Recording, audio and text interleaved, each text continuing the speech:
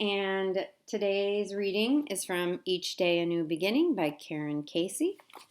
And it is from September 5th in this book, and it says, "Pity is the deadliest feeling that can be afforded to a woman." Vicky Baum. We must move forward with confidence, trusting that the strength we need will be given us. Having faith in our vision to guide us. Problems need not daunt us. Rather, they can spur us on to more creative activity.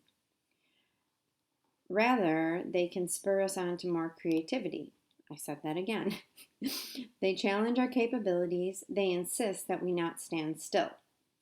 Pity from others fosters inaction, and passivity invites death of the soul. Instead, our will to live is quickened through others' encouragement. All else dampens the will. Pity feeds the self-pity that rings the death knell. We can give strokes wherever we are today and know that we are helping someone live. And each time we reach out to encourage another, we are breathing new life into ourselves. New life that holds at bay the self-pity that may appear at any moment. We can serve one another best, never by commiserating with sadness, but by celebrating life's challenges. They offer the opportunity necessary to our continued growth.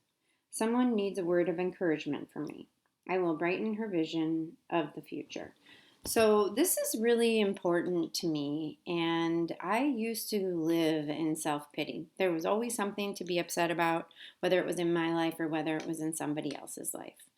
And I would yap about it and complain, and isolate. All those things, and they were doing me zero good. They were helping me just kind of, like it says, the death of the soul. When I decided to go on this journey and change my life, I was bankrupt emotionally, mentally, spiritually, and now I live in this beautiful world where I have women in my life, and when I'm sad, they recognize sad, right? They don't squash it and say, "Oh, don't be sad." But what they do is they say encouraging things like this talks about, and they call me out and say, "Hey, what are you going to do to get out of this? What else can you do? Can you help somebody?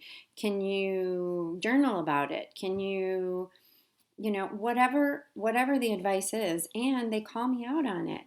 "Hey, I know this was hard for you, but let's get into action. Let's do something." And creative action, man, is it helpful. At the beginning of recovery, I remember I was using so many different tools, and I remember one of them, which was really simple, but my sponsor would tell me, clean out a drawer.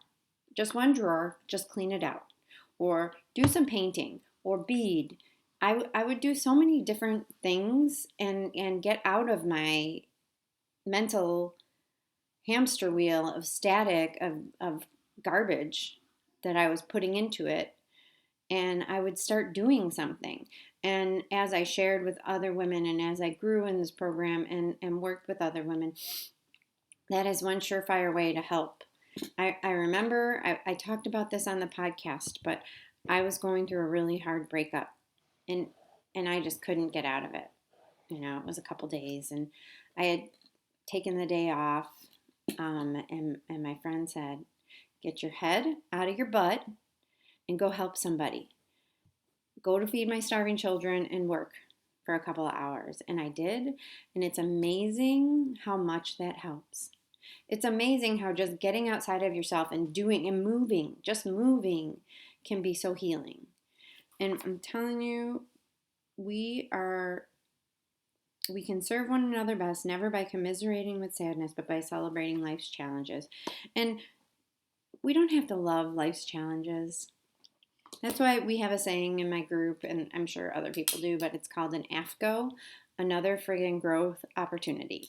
And every time this stuff happens, I can use it as a stepping stone to grow and to make those character defects, those insecurities, those frustrations, that defensiveness, I can make it go away when I get outside of the problem. and when I allow myself the freedom to be okay with what happened and fix my behavior or do whatever take whatever action that I can take to make the situation better for myself and for others, because nobody wants to be around someone that's constantly miserable. I didn't even want to be around myself before. It was awful. I mean, to live a life like that, it's real easy to get caught up in that circle and to catastrophize and have one and it seems like when one bad thing happens, you just keep going and going and going. Instead, if one good thing happens and you can notice the good out of it, you can go the other way and get out of it and back out of it and find something to be happy about in all situations. And sometimes it's just the growth of yourself. So that is my take on this reading, and I hope you have a wonderful day. I'll talk to you soon. Bye.